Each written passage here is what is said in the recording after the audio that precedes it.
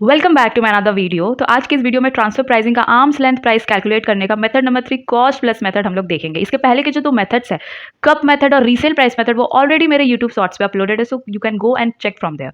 तो आज का जो मेथड है कॉस्ट प्लस मेथड, ये मेथड कब यूज होता है? जब एक एंटरप्राइज अपने अनरिलेटेड पार्टी से परचेज करता है गुड्स को और अपने रिलेटेड पार्टी को सेल करता है, अपने अनरिलेटेड पार्टी से लेके रिलेटेड पार्टी को सेल करता है। तो यहाँ पे जो हमारा जो अनबायस्ड प्राइस होगा ना, वो होगा परचेज प्राइस, और जो बायस्ड प्राइस होगा वो होगा सेल्स प्राइस। और आर्म्स लेंथ प्राइस तक पहुंचने के लिए हम हमेशा अनबायस्ड प्राइस को यूज करते हैं, जो है हमारा आज का परचेज प्राइस।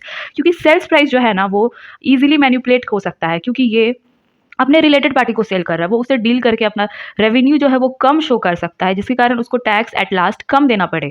तो यहाँ पे सिचुएशन वही हो गई है कि यहाँ पे जो परचेज प्राइस है उसको हमें लेना है अपने कैलकुलेशन के लिए।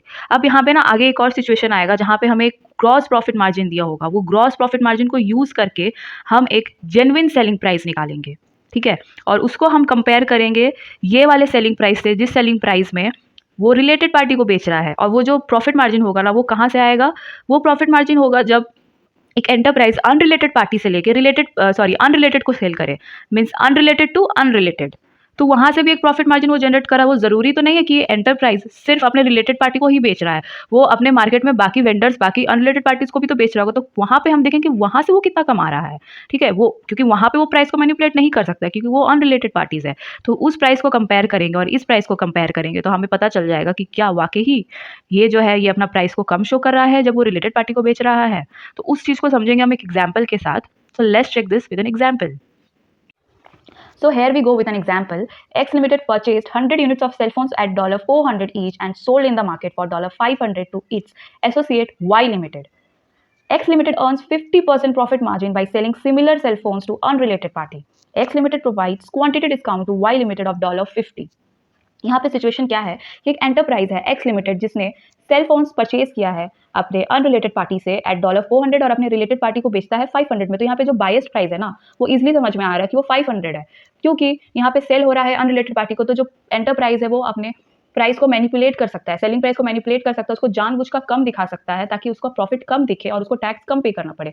लेकिन यहाँ पे जो अनबायस्ड प्राइस है $400, वो यहाँ पे अनबायस्ड है, तो उसको आज हम यूज करेंगे अपने आर्म्स लेंथ प्राइस तक पहुंचने के लिए। अब दूसरा सिचुएशन ये आता है क्वेश्चन में कि जो एक्स लिमिटेड है ना, वो अलग अलग अनरिलेटेड पार्टी को भी ये गुड्स बेच रहा है, जिससे वो 50% प्रॉफिट मार्जिन कमा रहा है, ठीक है?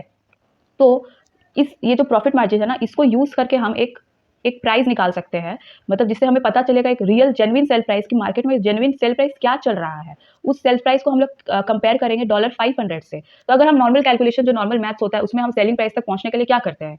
कॉस्ट में प्रॉफिट को ऐड कर देते हैं, जिससे हमारा सेलिंग प्राइस निकल जाता है। तो बस हमें वही करना है। हमारा जो अनबायस्ड कॉस्ट प्राइस है 400 और जो हमारा अनबायस्ड प्रॉफिट मार्जिन है जो कि है 50%, उसको हम दोनों ऐड कर देंगे ना, तो क्या हो जाएगा कि हमारा एक अनबायस्ड सेलिंग प्राइस निकल जाएगा, जिसको हम $500 से कंपेयर करेंगे और पता चलेगा हमें कि क्या सच में एक्स लिमिटेड सेलिंग प्राइस कम शो कर रहा है, क्या वो सच में जानबूझकर कम में बेच रहा है ताकि वो अपना प्रॉफिट कम शो कर सके। और यहाँ पे एक और बात बोला गया है, यहाँ पे एक फंक्शनल कंडीशन भी दे दिया गया है कि एक्स लिमिटेड जो है ना, वो क्वांटिटी डिस्काउंट देता है वाई लिमिटेड को एट $50, ठीक है? तो फंक्शनल कंडीशन से डील करने का एक ही शॉर्टकट है कि आप जो कंडीशन रिलेटेड पार्टी पे लगा रहे हो, सेम कंडीशन आप अनरिलेटेड पार्टी पे भी लगाओगे, अगर आप एएलपी कैलकुलेट कर रहे हो, ठीक है? तो यहाँ पे क्वांटिटी डिस्काउंट आपने वाई लिमिटेड को दिया है, जो आपका रिलेटेड पार्टी है। तो इस नज़र से देखा जाए तो आपको अपने अनरिलेटेड पार्टी को भी क्वांटिटी डिस्काउंट देना पड़ेगा। अगर आपने नहीं दिया होता तो आप अनरिलेटेड को भी मत दो, बट आपने यहाँ पे रिलेटेड पार्टी को अगर डिस्काउंट दिया है तो आप अपने अनरिलेटेड पार्टी को भी दो। हम ये एजम्पशन लगाएंगे यहाँ पे, क्योंकि फंक्शनल कंडीशन का डील करने का सिंपल तरीका है कि आप जो रिलेटेड पार्टी को कर रहे हो आप अनरिलेटेड को भी करो, नहीं कर रहे हो तो आप अनरिलेटेड को भी मत करो। सो इसको सॉल्व करते हैं। तो हमारा सबसे पहला स्टेप होगा वो ये होगा कि हमारा जो अनबायस्ड प्राइस है वो क्या है? Here unbiased price is $400 plus करेंगे प्रॉफिट मार्जिन जो आ रहा है by selling to unrelated party, which is 50%। 400 plus 50% is $600. तो देखा ये है हमारा आर्म्स लेंथ प्राइस, मतलब मार्केट का जेन्युइन प्राइस 600 है और हमारा जो एक्स लिमिटेड है वो कितना में बेच रहा है, 500 में। अब आती है बारी हमें फंक्शनल कंडीशंस का एडजस्टमेंट करने का।